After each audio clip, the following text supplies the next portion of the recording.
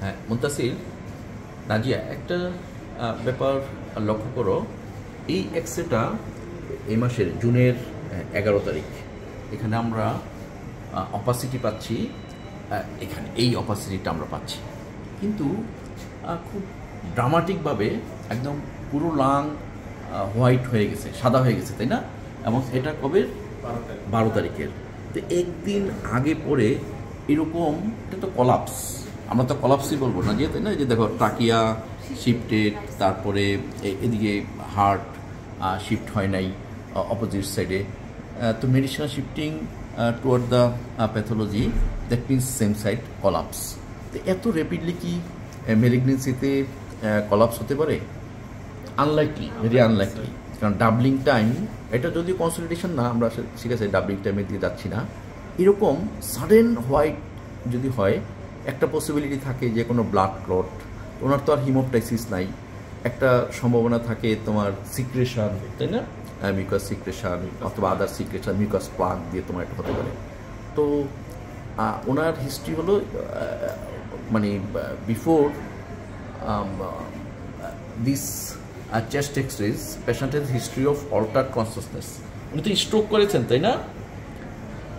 উনি স্ট্রোক করছেন না? স্ট্রোক, অল্টার্ড কনসিয়াসনেস, তাহলে মাসেলস অফ ডিগ্লুটেশন তোমার উইক, তারপর অল্টার্ড কনসিয়াসনেস, তারপরে কোনো বমি হলে বমিটা সাসপেক্ট করতে পারে। তাহলে আমরা সেটাই চিন্তা করব যে রেপিড ডেভেলপমেন্ট অফ সাস collapse should be due to any secretion, mucus plug, blood clot or vomitus, এই নট বাই অ্যান্ড্রোমোকিয়াল লিশন। হ্যাঁ, অ্যান্ড্রোমোকিয়াল হতে পারে যদি সেটা ফরেন বডি হয়, কিন্তু কোনো এনলার্জ লিম্ফ নোড বাইরে থেকে কমপ্রেস করতেছে, অ্যান্ড্রোমোকিয়াল কোনো লিশন এটাকে কলাপস করে ফেলছে, দ্যাট ইজ ভেরি আনলাইকলি। তো সেই জন্য এটা একটা ব্রঙ্কোস্কোপি ডায়াগনস্টিকের চেয়ে এখানে থেরাপিউটিক রুল বেশি ব্রঙ্কোস্কোপি। কারণ ব্রঙ্কোস্কোপি করে আমরা যদি অ্যাসপিরেট করে দিই, তাহলে কিন্তু মানে সাকশন করে দিই, এটা কিন্তু পুরো এক্সপান্ড করে ফেলবে, ক্লিয়ার করবে। পরের এক্সরে দেখা যাবে যে এক্সরেতে আর এই অপাসিটিটা নাই। কিন্তু পেশেন্ট ওয়াজ নট ফিট, পেশেন্টের মানে কনভালশন আছে, তারপরে অ্যাবনর্মাল বিহেভিয়ার আছে, রেস্টলেসনেস আছে। এই অবস্থায় আসলে ব্রঙ্কোস্কোপি করাটাও তোমার ইন্ডিকেটেড না, ফিজিবল না। তাহলে আমরা আশায় থাকলাম যে পেশেন্টের যদি সিক্রেশনের জন্য এটা হয়, ইমপ্রুভ করতে পারে, এবং অটোমেটিক ইমপ্রুভ করে গেলে একটা রেস্টলেস পেশেন্টকে আমরা ব্রঙ্কোস্কোপি না করি।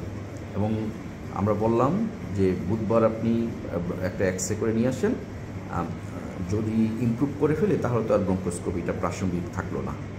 দেখি তাহলে আমরা আজকের এক্সরেটা, এটা না, এই এক্সরেটা জুনের 17 তারিখের, দ্যাট মিনস আজকের। এটা আবার কিন্তু তোমার অপাসিটিটা অনেকটাই কমে গেছে, আগের মতো হয়ে গেছে। তাহলে আমরা এখন কনক্লুশনে আসতে পারি পেশেন্টের এই যে অপাসিটিটা, that was due to secretion. তো পেশেন্ট মুভ করছে, নাড়াচাড়া করছে, যে কোনোভাবেই হোক তার ওই সিক্রেশনটা ডিসক্লোজ হয়ে গেছে, হওয়ার কারণে আবার আগের অবস্থায় চলে গেছে। তাহলে আমরা যখন এরকম একটা কনটেক্সটে হোয়াইট লাং পাবো, কলাপস লাং পাবো, যে তার সিক্রেশন জমা হবার রিস্ক ফ্যাক্টর আছে, তার ব্লাড ক্লট জমা হবার পসিবিলিটি আছে, ইমোবিলাইজ পেশেন্ট ইন আইসিইউ, অথবা ধরো যে স্ট্রোক ফর এক্সাম্পল, এইসব কনটেক্সটে আমাদের ধারণাটা এটাই থাকবে।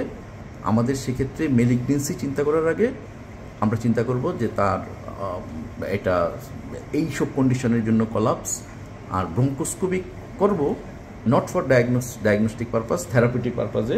তার আগে আমরা একটা চেস্ট ফিজিওথেরাপি দিতে পারি। আমরা যদি একটু ফিজিওথেরাপি দেই, আমরা যদি একটু মানে তাকে মানে কী বলে যে একটু কাপিং করি, সেক্ষেত্রে কিন্তু কাপিং মানে কিন্তু যে এটাকে কী বলে মানে ক্লেপ দেওয়া আর কি, নট আদারওয়াইজ, সেক্ষেত্রে তার এটা ডিসক্লোজ হয়ে যেতে পারে। এবং আমরা সেটা দেখতে পাচ্ছি যে পেশেন্টের ডিসক্লোজ হয়ে গেছে। তাহলে আপনার পেশেন্টের ব্রঙ্কোস্কোপিটা লাগবে না, ঠিক আছে? ওনাকে কষ্ট করে আনতে হবে না। ওনার এখন সেই স্ট্রোকের যে পেশেন্টটা, এখনও তো ওনার অ্যাবনর্মাল মানে যে নড়াচড়া অস্থিরতা সেটা আছে, তাই না?